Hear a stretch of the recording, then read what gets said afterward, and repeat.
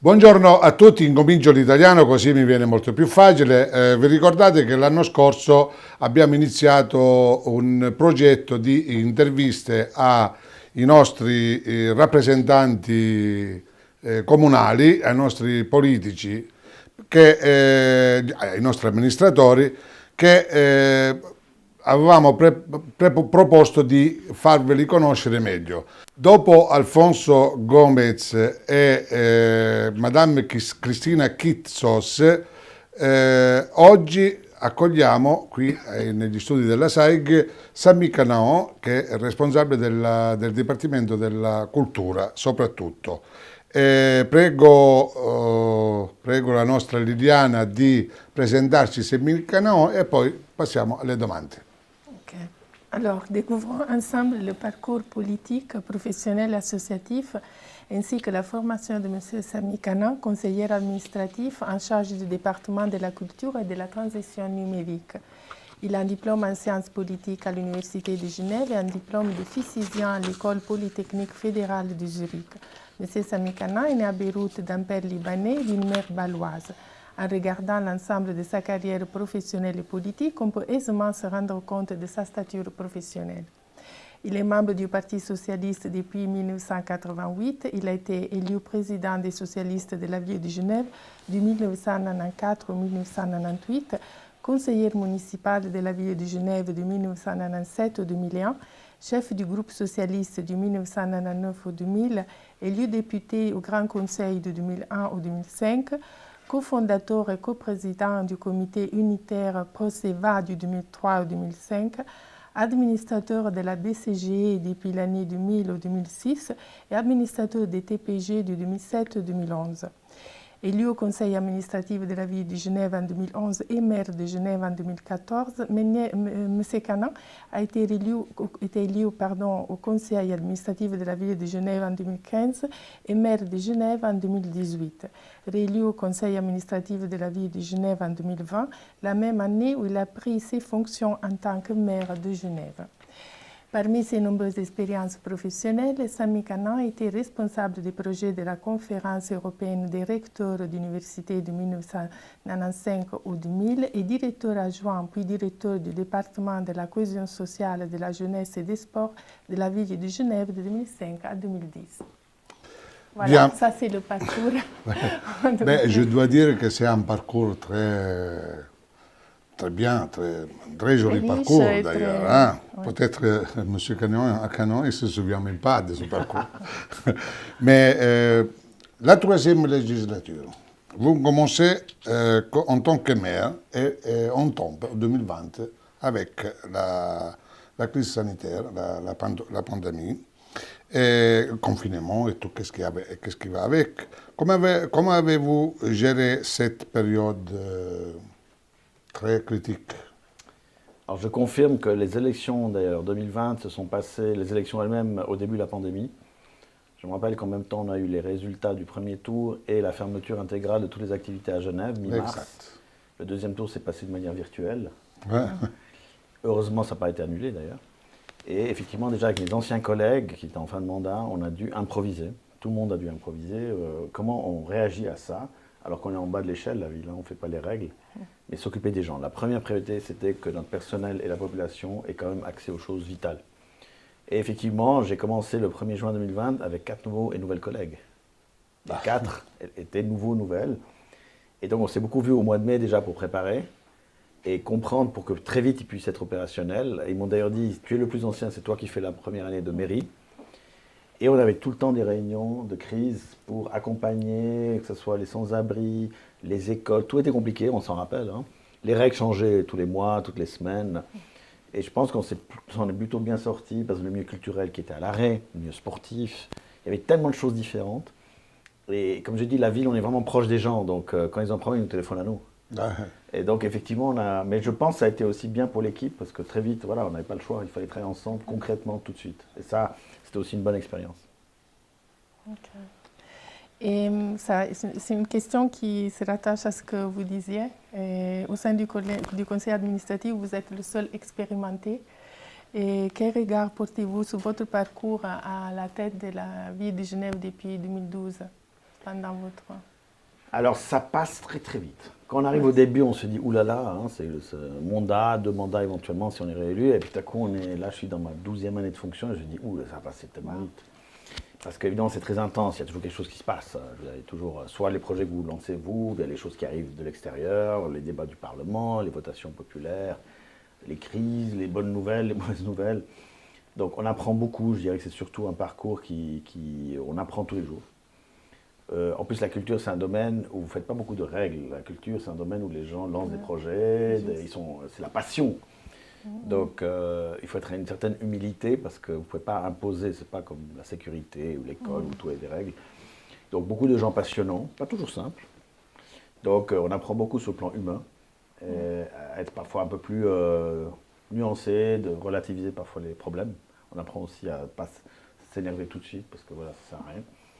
Et beaucoup de belles rencontres, beaucoup vraiment sur le plan humain, une grande expérience. Puis évidemment, on apprend, comme j'ai dit, c'est génial, il ne faut jamais arrêter d'apprendre. Non, jamais. Moi, je me souviens que, en question de culture, vous avez eu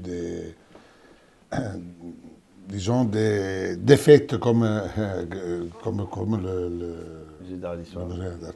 Oui. Bon, j'aime bien me rappeler, alors évidemment, on parle plus des échecs, c'est normal, mais en fait, il y a une défaite, si on veut, voilà, le peuple a refusé en démocratie. Mais je réalisais l'autre jour, quand on a ouvert la Nouvelle Comédie, le pavillon de la danse, le musée d'ethnographie, la salle de l'Alhambra, la cave 12, le Groove, enfin, les jardins botaniques, on a rénové, personne n'en a parlé. Là, on a voté à l'unanimité et le chantier a commencé ces jours-ci, le muséum, musée d'histoire naturelle, l'extension. Et tant mieux. Donc, effectivement, le musée d'art et d'histoire, et on va en reparler, parce que c'est pas fini. Mais heureusement, il y a beaucoup de choses qui se sont bien passées. Déjà, vous avez fait beaucoup de projets aussi. Je vous aide aussi pour le MEG. Ça a été modernisé. Maintenant, on est à moitié législature. Qu'est-ce qui vous reste comme projet pour la culture jusqu'en 2025? Alors, le plus important, je pense quand même, c'est l'accord qu'on a annoncé en décembre avec le canton et les autres communes genevoises. Pour la première fois dans l'histoire moderne de Genève, on a un vrai accord de coopération de culture de toutes les collectivités publiques. Parce qu'on est un petit territoire. Ça ne sert à rien de faire chacun dans son coin. Et c'est une vieille histoire, parce qu'il y a des jalousies, des concurrences. Et là, on a vraiment M. Botello pour le canton, les communes genevoises, la ville de Genève, où le canton vient vraiment dans la culture, va soutenir les projets. On va par exemple travailler ensemble pour l'opéra, le Grand Théâtre, pour le musée d'art et d'histoire d'ailleurs. Et puis d'autres projets, et soutenir les artistes. On a vu avec le Covid à quel point la culture c'est fragile et important. Et la loi, elle est en discussion au Grand Conseil. Je suis confiant, je pense que le Parlement va accepter l'idée de mettre en place ce cadre positif, constructif. Et après, il y aura un grand travail pour le concrétiser. Nous, après, en ville de Genève, on a 3 très gros chantiers qui arrivent. C'est le Grand Théâtre, l'opéra, de changer la machinerie. Et on va profiter pour changer aussi la gestion, pour la rendre un peu plus moderne. Les statuts de la fondation datent de 1964, c'est mon année de naissance, c'est vieux. C'est d'autres manières de gérer aujourd'hui. Et puis la bibliothèque de Genève, dont on parle moins que le musée d'art et d'histoire, mais c'est une bibliothèque qui a des choses exceptionnelles. Il y a les manuscrits de Jean-Jacques Rousseau, où il y a une Bible du XIIe siècle, qui est très lourde, elle est énorme, je l'ai vue, j'ai eu la chance de la voir, elle est énorme. Ou plein d'autres choses comme ça, des choses incroyables, mais qui sont fragiles et qu'il faut mieux stocker. Puis on va quand même essayer de mettre sous les rails, comme on dit, le musée d'art et d'histoire cette fois-ci. Il y a eu un grand débat. On voit à peu près ce qui est possible ou pas. En fait, tout le monde est d'accord pour dire qu'il faut maintenant une solution. Maintenant, il faut par contre quelle solution? C'est toujours la même chose. On est à Genève, donc chacun a un avis, évidemment. Chacun veut décider, c'est normal. Et on est en train de négocier ça. Et puis après, il y a d'autres enjeux, notamment justement, le Covid a montré que le statut des artistes est très fragile. Ouais, ça oui. Ils n'ont pas de retraite, ils n'ont pas de stabilité, rien. Donc ça, on travaille avec le canton et la confédération pour changer un peu les choses. Et puis, il y a comme dans tous les domaines, c'est compliqué, mais il faut en parler, c'est les questions de climat, d'environnement, c'est-à-dire comment aussi la culture peut contribuer.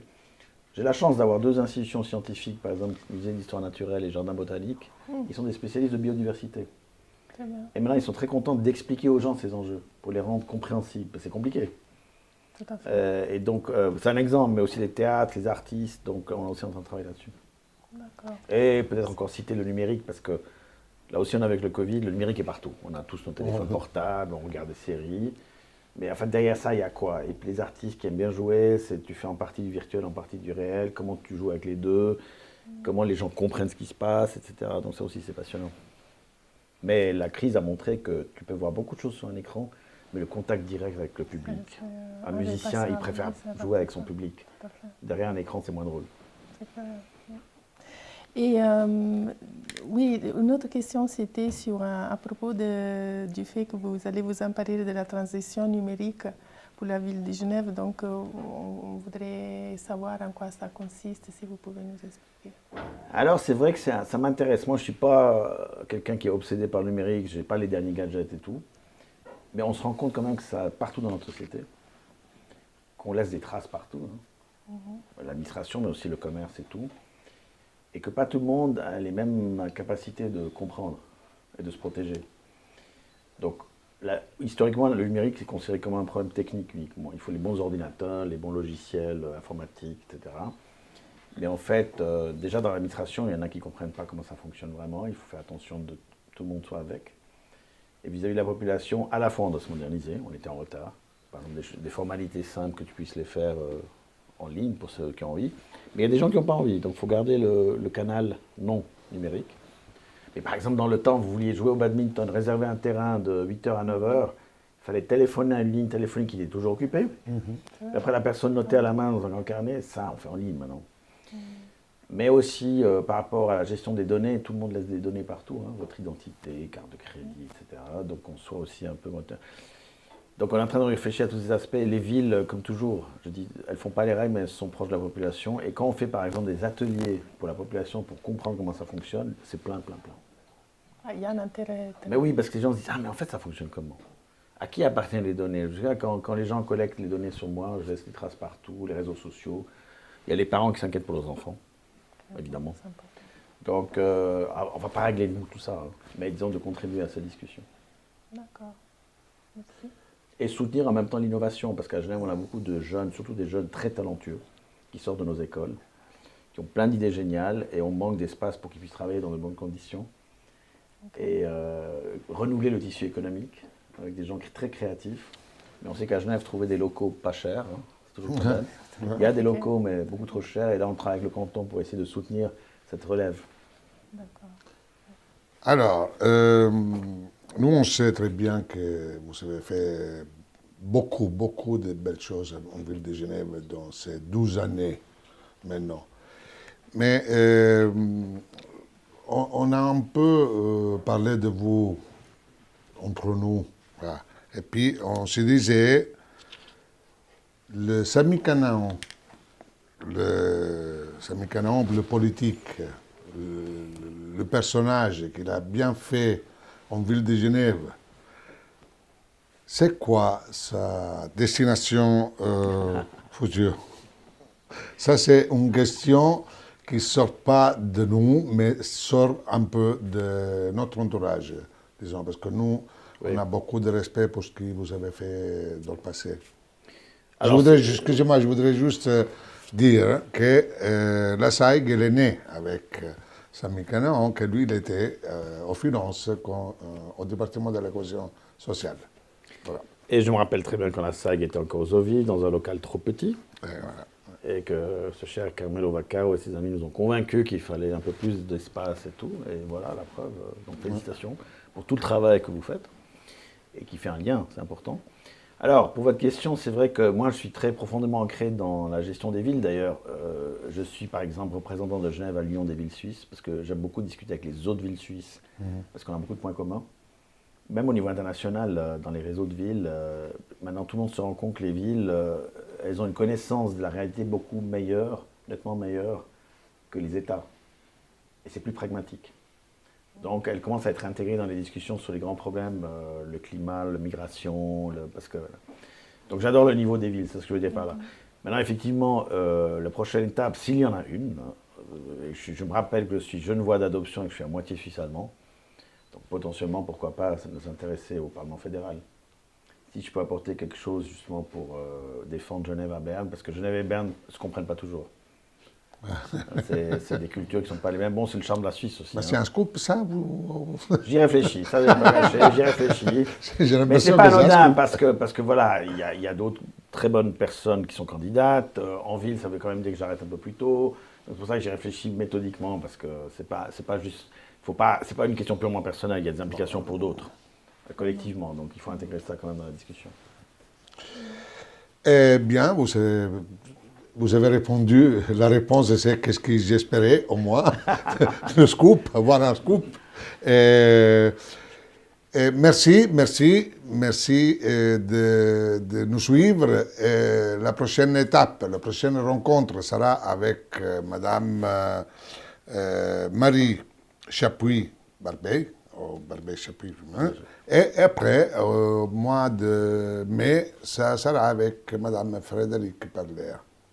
Alors, en attendant, je vous dis bonne journée, bonjour et au revoir à la prochaine. Au revoir. Au revoir.